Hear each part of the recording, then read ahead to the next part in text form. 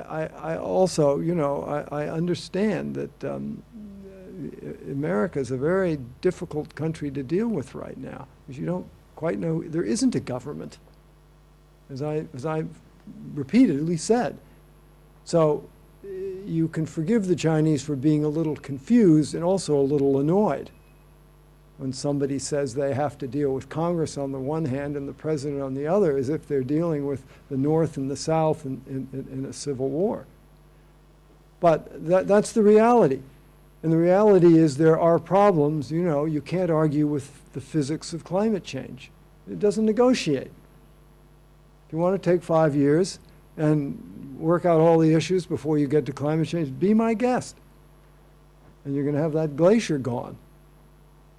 So I don't know what the answer is, but I do think, because the way in which I now have come to see my own government as largely dysfunctional in critical ways, it puts a tremendous burden on China, not to help the United States because it's nice, likes to do good things, help the United States because its interest is intimately involved with being able to work something out with the United States.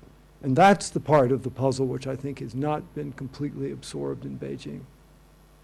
But Orville, why is the Congress so set on destroying Obama? Has it always been so political in Washington? What's the reason for that?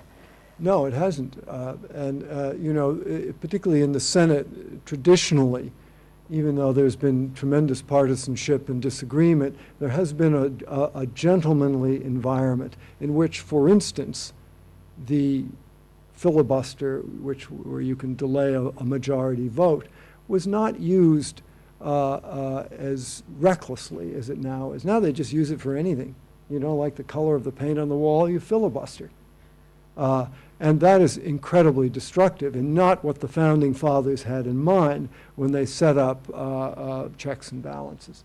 So the weakness of democracy is that if it is abused, the checks and balances can paralyze it. And the strength of China is there aren't checks and balances of that same kind, so it can move.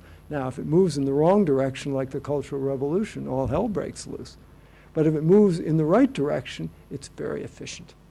And this is the dilemma we're confronting. Is our system of governance, our sense of openness, free press, checks and balances, can it deliver?